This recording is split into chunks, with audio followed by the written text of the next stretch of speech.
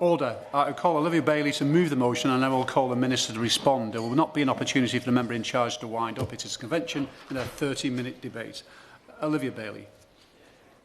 I beg to move that this House has considered the provision of affordable rural housing. Thank you, Mr Twigg. It's a pleasure to serve under your chairship, and I'm delighted to have secured this important debate today. And I look forward to hearing from my colleagues and my honourable friend the Minister over the next 30 minutes. Mr Twigg, my constituency of Reading West and Mid-Berkshire boasts the very best of the English countryside. We also have very many beautiful rural villages and hamlets, many nestled in the North Wessex Downs national landscape, formerly known as Area of Outstanding Natural Beauty. Villages full of families who have lived there for generations, but unfortunately villages that are now under threat due to a lack of affordable housing. Mr Twigg, there are many barriers to affordable housing in these villages. Some are a consequence of the national landscape designation, but others are just a consequence of a lack of political will. And in West Berkshire, people have been let down by Conservative and then Liberal Democrat administrations who offer warm words about the future of our villages, but are unwilling to take the action necessary to do the hard work to secure not massive developments in our villages, but small developments with the support of the community of houses at a price that are affordable. It is for my constituents, it is for the honourable ladies, and quite clearly for those who have lived in the countryside, those who have born in the countryside, whose grannies and granddads and great-grannies all live in the countryside, when it comes to them having affordable houses, they have a real problem. Does the honourable lady see or agree with me that perhaps what needs to happen is legislation in place to ensure that those who are born in the countryside can stay in the countryside and can afford housing that is affordable for them? I thank the honourable member for his intervention and agree with him that this is about keeping families together and generations of families together, and I will come on to talk about that more in my speech today. And as I said, people have been let down by both Conservative and then Liberal Democrat administrations who have been both bodging the local plan process by trying to pass the buck and avoid the hard work needed to secure the vibrant villages we were promised. I'll give way. I thank the honourable lady for giving way. So just in response to what you've just said, I'd like to congratulate the Liberal Democrat-led South Hams District Council, which has just contributed £623,000 to support a community housing project which will offer 39 new energy-efficient 100% social rented homes for people with a local connection, including a community garden, an orchard and a community building, which will be delivered once the homes are complete. And would the honourable lady agree that this is the kind of development we need to see? I'm delighted that the honourable member has had opportunity to congratulate her council and thank her for her intervention. Mr Twigg, with a lack of supply comes skyrocketing house prices, and in the 5 years to 2022, house prices in the countryside increased at close to twice the rate of those in urban areas. And you only need to look at the 9 houses currently for sale in Upper Basildon, in my constituency, 4 of which are on the market for over £1.25 million, and only 1 is under £500,000. And across the villages in my constituencies, there are very few properties available for private rent, and the small number that are simply unaffordable for many. Would my honourable friends give way? I'd be delighted to. Thank my honourable friend, and it's a pleasure to serve under your chairmanship again, Mr Twigg. In North Warwickshire, private rents grew to an average of £898 in January this year, an increase of 11% from the previous year. Young people are prevented from starting their careers in North Warwickshire because these rent increases are unaffordable, and many of my young constituents are having to move away because of the lack of affordable housing. Does my honourable friend agree with me that increased rental costs and a lack of social housing in rural areas prevents local economic growth and poses insurmountable challenges for young families in our rural areas? I agree with my honourable friend wholeheartedly and thank her for her intervention. These costs, simply put, price people out of the community. And one constituent in Bradfield, in my constituency, shared her story with me. Her daughter would love to be able to stay in the village that she grew up in, but there are no affordable houses that are the right size for her young family. Eventually, she's likely to have to move away, and this is a story repeated across my constituency. Without affordable housing, Mr Twigg, schools close because there aren't enough children to fill a class, Pubs shut their doors because there aren't enough punters to buy pints. Services for the elderly stop operating because there's nobody to volunteer. You simply cannot have a community without people, and those people need affordable homes. Mr Twigg, I am delighted that the government is committed to building the housing we need and committed to boosting home ownership, providing over £5 billion total housing investment in 25-26, a £500 million top-up to the Affordable Homes Programme, and building an ambitious 1.5 million homes with the infrastructure that they need.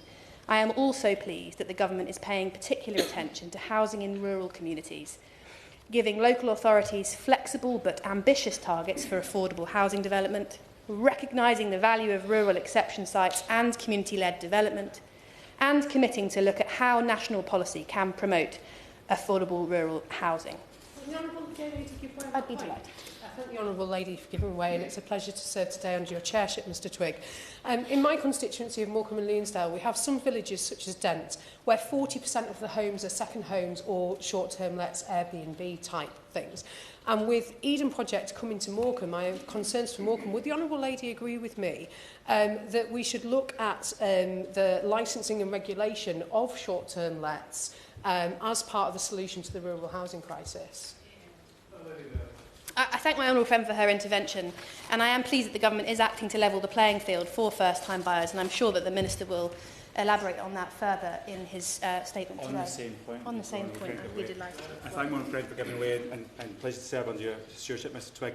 Again, similarly in my constituency of North Northumberland, the County Council has built just 15,000 homes since 2013 and only 3,700 affordable homes. But 2,000 people are in urgent need of housing. I am also delighted about this government's commitment to building 1.5 million homes, and I'm sure my honourable friend agrees with me that it would be fantastic to see an allocation within that of, for rural areas in the country. I agree with my honourable friend wholeheartedly that we need to have more affordable housing in our rural areas, and that's what I'm seeking to address today with my debate. Mr Twigg, I'd like to focus first on rural exception sites. These sites allow the delivery of small developments of affordable housing on the edges of rural communities, solely for local people. The role of rural housing enablers to deliver this is crucial, and I consider connecting communities in Berkshire to be a gold standard here. The team works in partnership with developers, landowners, local authorities, parish councils and local people to try and build truly affordable housing in rural exception sites. They are currently working to deliver affordable housing in Beanham, identifying housing need and suitable land in partnership with the parish council and local community. The government is committed to funding the Rural Housing Enabler Programme until the end of March, and I know my constituents would welcome an update on its future by the Minister today. More widely, I would also like to ask the Minister to provide an update on how he plans to promote exception sites as he prepares to consult on NDMPs in the coming months. Mr Twigg, we also need to consider the impact of affordable and social housing stock being sold off by developers and moving out of the hands of the local community. I welcome the government's focus on the needs of social renters in the revised NPPF and the commitment to explore how national policy can support social housing. Sadly, constituents have shared with me that Sovereign, which owns a significant proportion of social housing in West Berkshire, has been selling off older properties in West Berkshire's villages. That means that swathes of perfectly usable social housing stock is going into the private sector to be sold or rented at unaffordable prices. Housing that could be offered for social rent to local people who cannot afford to buy in their villages now being bought up and taken out of the community. I share the frustration of parish councils who are working to increase the amount of affordable housing available through developing rural exception sites when they see a social landlord putting existing affordable properties in the village up for sale. So will the Minister consider this particular problem as he consults on national policy to support the delivery of social housing? Mr Twigg, in conclusion, rural communities in Reading West and Mid-Berkshire are at a turning point. They desperately need affordable housing in their local areas, and they finally have a Labour government laser-focused on delivering the housing that this country needs, focusing on policy reforms that enable local authorities to build the local affordable homes that will keep communities in West Berkshire together, supporting the work of organisations like Connecting Communities in Berkshire and local parish councils like Beanham. But they need a local council to match that ambition. and I look forward to working with the Lib Dems in West Berkshire Council to deliver vibrant villages, ending the era of bodged planning processes, internal politics and inaction. The era of being aware of the issue, acknowledging that something must be done, but being unwilling to take the action to tackle it. I am incredibly optimistic that we can achieve this, seeing the brilliant work that people in my constituency are doing to secure the future of their villages. And I'm confident that this Labour government can and will deliver for them. From Beech Hill to Mortimer, Beanham to Compton, Hampstead Norreys to East and West Ilsley, and Upper Bucklebury to Upper Basildon, we can build the affordable housing that is so vital for these beautiful villages to continue thriving far into the future. Can I just check with the member that she's sought the permission of the both? Yeah, okay. Helena Donovan. Mr Twigg, it's a pleasure to serve under your chairship. May I congratulate my honourable friend, the member for Reading West, on securing this debate on such an important topic about the affordability of housing in our rural communities. I represent a seaside community, and around 30% of my constituency are coastal villages where we really acutely feel the pressures of the rural housing crisis. Like many other members have spoken about, our community has seen the rise of Airbnbs and second homes putting real pressure and pushing up rental prices and house prices in our community. We also just haven't seen enough affordable homes being built in our communities, and the situation now facing our villages and rural areas is that for many young people, they find they can't afford to live in the village that they grew up in, and they're forced to move away from family. Give way. Thank you. I thank my honourable friend for giving way. My constituency in Derbyshire Dales faced a chronic lack of housing as well, and this disproportionately impacts young people who face a future where they cannot afford to live in the place where they grew up. And currently 8.4% of all residential properties in the Dales are not the primary homes of residents. Does my honourable friend recognise the significant impact second homes and holiday lets have on housing supply and prices in rural areas? I thank my honourable friend for his intervention, and I think this is a pressure that many of our rural communities face. I think there is definitely a contribution for holiday lets to make to the local tourism economy, but many of us agree that we need to get the right balance there between supporting tourism and providing homes for local families. As I was saying, it's so often the case that so many local people in my rural areas of my constituency cannot afford to rent or buy in the areas that they grew up in, and they're forced to move further away. But we also see that when developments do happen in those villages, too often new build developments are being given the green light with zero affordable homes on those developments.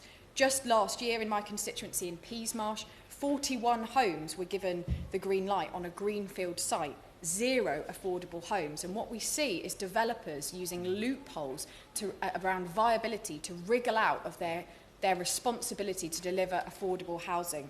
And too often councillors feel their hands are tied by the current legislation. So I would really urge the government, as part of the reforms to the planning system, to make sure that we are stopping developers getting away with wriggling out of their responsibility to deliver affordable homes. It's also clear that when there is the right focus and the right local leadership, we can get this right. And I would like to draw attention to a brilliant local scheme in my constituency of community-led housing. In Icklesham, which is a small village in my constituency just outside Hastings, the village of Icklesham came together to form the Icklesham Community Land Trust, and they built 15 housing units, all for social rent for local people. If a village the size of Icklesham can do it, and let me tell you all, it's a very small area, I'd be delighted to welcome the Minister there. If a village the size of Icklesham can do it, then anywhere can deliver affordable social housing, whether rural or urban, and that's what we need to build on. So as we move forward with the vital mission of building 1.5 million homes under this Labour government, we need to make sure that our rural communities are seeing the benefit and that developers can't wriggle out of their commitments to deliver affordable housing. Minister. Thank you, Mr Twigg. It's a pleasure to serve with you in the chair. Can I begin by congratulating my honourable friend, the member for Reading West and Mid Berkshire, on securing this important debate. She's only been in the House a relatively short time, but she's already, Mr Twigg, established a reputation as a doughty champion of her constituency. and those she has the privilege of representing should be reassured by the fact that she has already assiduously conveyed their views, their concerns to ministers on a range of matters, including the one we're considering today. Can I also thank my honourable friend, the member for Hastings and Ryan, and others who've made interventions as part of the debate. In her remarks, my honourable friend raised a number of distinct issues in relation to the provision of affordable rural housing, and I'll seek to respond to as many of them as I can in the time available to me. But before I do, I'd like to make some brief remarks about planning reform and the role of the planning system in delivering homes of all kinds and meeting identified need for affordable housing as a means of providing some important context. Mr Twigg, it's not in dispute in this chamber, I don't think, that this government has inherited an acute and entrenched housing crisis, or that significantly boosting the supply of homes of all tenures is essential to tackling it. That's why we acted decisively to overhaul the National Planning Policy Framework last year, to revise the anti-supply changes made by the previous government in December 2023, and to introduce a range of pro-growth measures that will enable us to build the homes and infrastructure our country needs. I will happily give way to the honourable gentleman. I thank the Minister for giving way, and I congratulate the honourable member for bringing this important debate. I think it's true that all of us would like to see more affordable housing delivered for our constituents. But will the Minister agree with me that top-down housing targets for all areas of the United Kingdom are not always suitable? I'm thinking of my own constituency on the Isle of Wight, where we deliver 300 homes on average a year. We're committed through our national, through our local plan to deliver 450. The government's asking us to deliver 1,000. There has to be some areas of the United Kingdom where the standard method doesn't apply. Does he agree? No, I disagree with the honourable gentleman. We think the changes we've introduced and the revised standard method are appropriate. Every part of the country will need to play its part in achieving our ambitious Plan for Change milestone of building 1.5 million new homes across the country. That is the scale of ambition we need, commensurate with the crisis we face, and that crisis affects every part of England. Mr Twigg, this government believes in a plan-led system. It is through local development plans that communities shape decisions about how to deliver the housing and wider development that their areas need. Local plans must remain the cornerstone of our planning system, and we're determined to progress towards universal coverage. Now, while my honourable friend will appreciate that I'm unable to comment on her local plan or how her local planning authority may interpret national planning policy due to the quasi-judicial nature of the planning process, there is merit in me making some general comments on plan making in local authority areas that overlap with national landscapes, as is the case in her own area. As my honourable friend is aware, the government is committed to maintaining strong protections for our protected landscapes. We're clear that the scale and extent of development within such designated areas should be limited so that we're able to pass on their attractions and important biodiversity to future generations. National planning policy is clear that significant development within a national landscape should be refused, other than in exceptional circumstances where it can be demonstrated that the development is in the public interest, taking into account a range of considerations. This includes fully exploring the role of planning conditions and developer contributions to mitigate the impacts of development or support infrastructure provision as is appropriate. When it comes to plan making, Mr Twigg, local authorities are expected to use the revised standard method to assess housing needs. However, they are able to justify a lower housing requirement than the figure set by the method on the basis of local constraints on land availability, development and other relevant matters such as national landscapes, but also protected habitats and flood risk areas. Local authorities will need to consider these matters as they prepare their plans, but we expect them to explore all options to deliver the homes that their communities need. That means maximising brownfield land, densifying available brownfield sites, working with neighbouring authorities on cross-boundary housing growth and, where necessary, reviewing the Greenbelt. They're then expected to evidence and justify that approach to planning for housing in their local plan consultation, and an examination their approach will be scrutinised by a planning inspector to determine whether the constraints are justified and whether the plan is sound. Turning now to the focus of my honourable friend's remarks, namely the case for supporting rural communities to build new homes for local people, and in particular for boosting the supply of rural affordable housing. The government is committed to doing so, Mr Twigg, and it was a pleasure to have the chance to discuss this matter with my honourable friend last month. It cannot be right, as a number of honourable members have commented upon, that young people in particular are often unable to remain in villages where they grew up. This harms not only them and their families, but also the vibrancy and the long-term viability of rural communities. I will give way. Thank you, Minister, for giving way. will he agree with me that the most important policy that we can look at in planning reform for the delivery of genuinely affordable homes in rural communities is a bold approach to land reform, the abolition of hope value, and the reform of compulsory purchase orders to allow our local planning authorities to assemble the land that we need in our rural communities? Minister. I thank my honourable friend for that intervention. As he is no doubt aware, we've already brought into force a discretionary power to disapply hope value in certain instances where a public interest test can be met, and we're committed through the forthcoming planning and infrastructure bill to bringing forward further reform of compulsory purchase process and compensation. So he can look forward to seeing some more action in that area. As I was saying, Mr Twigg, national policy makes clear that local authorities should ensure that their planning policies and decisions respond to local circumstances and support housing that reflects local needs. This includes promoting sustainable development in rural areas and ensuring housing is located where it will maintain and enhance the vitality of rural communities. Planning policies should identify opportunities for villages to grow and flourish, especially where this will support local services. We also want to see more affordable housing in rural areas as part of our manifesto commitment to delivering the biggest increase in social and affordable house building in a generation. We've already taken steps to support the delivery of affordable rural housing. For example, our golden rules for greenbelt development, which will ensure an affordable housing contribution 15 percentage points above the highest existing affordable housing requirement that would otherwise apply to the development, subject to a cap of 50%, will unlock new affordable housing provision in a range of rural locations. I will briefly. Minister, I wonder if you would say a few words about the massive change in our lifetimes where, for example, the doctor, the policeman, the teachers had houses which were owned by the local authority body and they have now been sold, and that pressure is continuing, and whether you think that, in fact, that we should go back to that, thus securing people to work in those sectors. Minister. Well, I thank the honourable gentleman for that intervention. I think he raises a wider point. I'm not sure what specific legislative provision he's referring to in the past. I think there is a very clear place for ensuring that we are building the right types of homes in all parts of the country, including homes that support key workers and other frontline public sector staff. I'm more than happy to discuss that particular matter with him outside of the chamber. But Mr Twigg, we've also been clear as a government that we want to look further at measures to support affordable housing in rural areas. That's specifically why we asked a question on this very issue as part of the consultation on reforms to the National Planning Policy Framework last year, and the responses received are informing our ongoing work in relation to producing a set of national policies for decision-making, or NDMPs as they were referred to under the Levelling Up and Regeneration Bill. I'm afraid while I can't give my honourable friend a firm date today, I can assure her and other honourable members that we will consult on these in the spring as promised, and I'll update the House in due course. My honourable friend will also know that since taking office, the government has provided additional grant funding to support the delivery of affordable homes in all parts of England.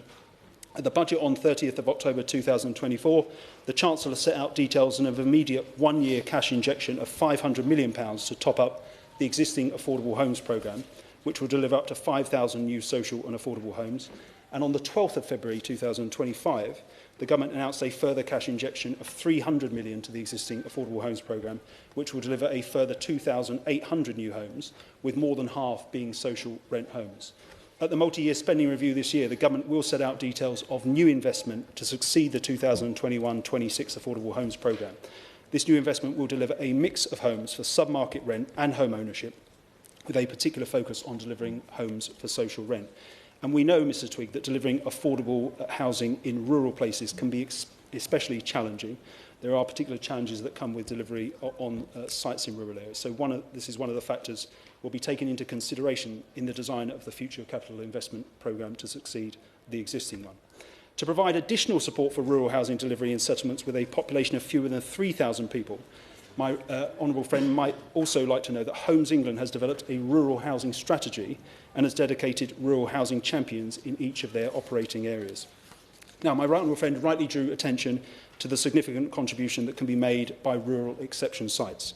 These allow local authorities, as she is aware, to address the housing needs of rural communities by creating sites where local residents and others with a strong family or employment connection can live in affordable homes and in perpetuity.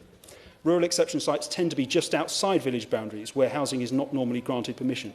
So it is possible to create them even in greenbelt or designated rural areas. We recognise the strong support for rural exception sites and the potential for strengthening this policy.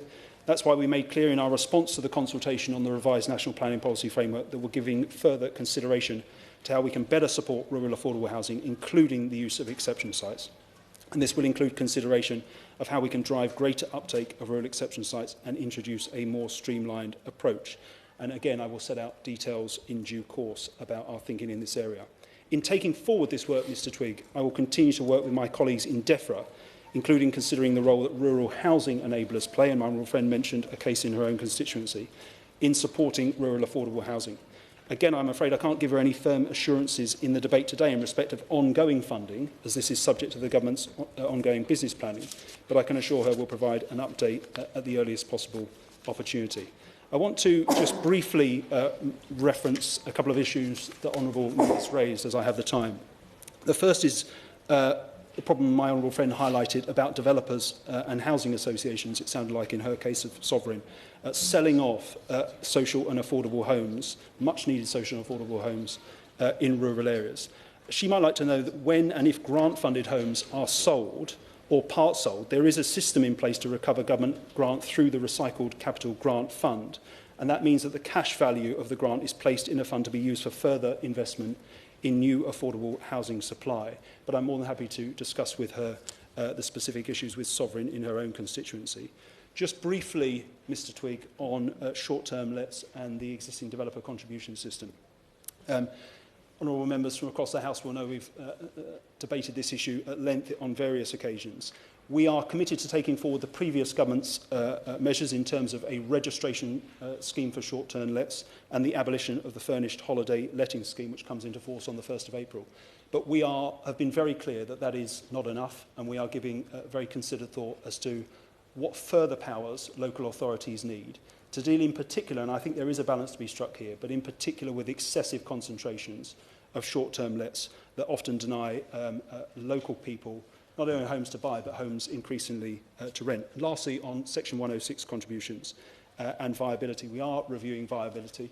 We're committed to strengthening the existing Section 106 system in lieu of taking forward the previous government's approach, which was an infrastructure levy. And what we need to do when taking those reforms forward is ensure that local authorities are better able to negotiate at the point that those agreements are reached, but then are able to ensure that developers honour the contributions, the commitments they make in those agreements when struck. So in conclusion, Mr Twigg, I once again congratulate my honourable friend for securing this important debate and for giving the House an opportunity to debate and consider a range of important issues relating to affordable rural housing supply. I hope I've not only conveyed, I won't give way, I'm just winding up, I'm afraid. I hope I've not only conveyed, Mr Twigg, the government's firm support for delivering much-needed affordable housing in rural areas, but also reassured my honourable friend and others that I'm actively considering what further measures are necessary to ensure we do so, whilst balancing the need to ensure development is sustainable and appropriate. And I hope I can continue to draw on the insights provided by my honourable friend and other colleagues as the government continues to develop its thinking in this area. The question is that the House has considered the provision of affordable rural housing. As many of that opinion say aye. Aye. Of the contrary, no. I think the ayes have it. The ayes have it. Order, order. If colleagues, members could clear the room as quickly as possible if you're not here for the next debate. Thank you.